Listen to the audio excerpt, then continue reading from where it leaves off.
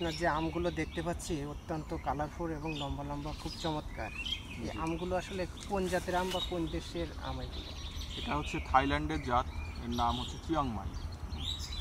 এগুলো আমাদের দেশে এই আমগুলো চাহিদা কেমন?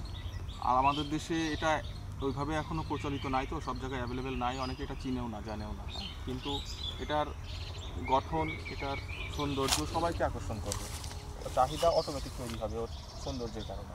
এই আমগুলোর আমরা যেটাকে বলি শ্বাস, শ্বাস এবং আঁটি। হ্যাঁ, এবং শ্বাস কেমন আর আঁটি কেমন? এটাতে আঁটি খুবই চিকন আর হচ্ছে লম্বা, এটা মাংসের পরিমাণই বেশি। হ্যাঁ, কারণ আঁশ নাই, খুবই মাংসযুক্ত, খুবই সুস্বাদু একটা জাত।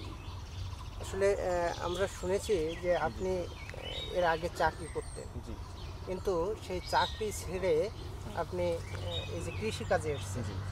এবং এটা কিভাবে উদ্বুদ্ধ? চাকরি তো অনেক দিন করছি এবং আমার আগে থেকেই পরিকল্পনা ছিল যে আমার যেহেতু এরকম একটা ল্যান্ড আছে, আমি এখানে আস্তে আস্তে এটাকে গ্রো করতে পারলে দেন আমি চাকরি সুইচ করে চলে আসবো। এটা আগে থেকেই আমার পরিকল্পনা ছিল। তারই ধারাবাহিকতায় 3 বছর আগে আমার একজন পার্টনার আছে, যিনি আমাকে এই বিষয়ে সহযোগিতা করেছে। হ্যাঁ, উনিই আর কি এসব দাঁড় করাইছে। তারপরে যখন এটা থেকে আসার মতো পরিবেশ তৈরি হয়েছে, তখন আমি চাকরি ছেড়ে চলে আসছি। আসলে যখন আপনি চাকরি ছেড়ে দিয়ে এই কাজে, কৃষিকাজে আসতে চাইলেন, তখন আপনার পরিবার এটাকে কোনভাবে নিয়েছিল? না, এটা স্বাভাবিকভাবেই কেউ ভালোভাবে নিবে না, কারণ আমার একটা সেট লাইফ, ঢাকায় ছিলাম 10-11 বছর, আমি একটা কোম্পানিতেই চাকরি করছি, অবশ্যই ভালোভাবেই সেখানে লাইফ লিড করতাম। সেখান থেকে আমি চলে আসবো মাঠে সরাসরি, এটা কেউই ভালোভাবে নিবে না। তবে সাকসেস হইলে কিন্তু সেটা দৃশ্যপটটা চেঞ্জ হয়ে যায়।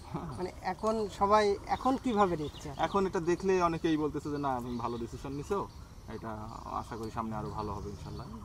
আচ্ছা, আপনি আমের পাশাপাশি আর কি কি এখানে আমার হচ্ছে আম আছে 2.5 বিঘা থেকে 3 বিঘার উপরে আম আছে, আঙুর আছে 1 বিঘা, মালটা কমলা আছে 2 বিঘা, থাই কদবেল আছে, তারপরে অ্যাভোকাডো, তারপরে শরীফা, বিভিন্ন সবই ফলের প্রজাতি আছে। এবং আমার ইচ্ছা আছে আরও যত রকমের নতুন নতুন ফল বাংলাদেশের মাটিতে সম্ভব সবগুলো নিয়ে আমার কালেক্ট করার ইচ্ছা আছে।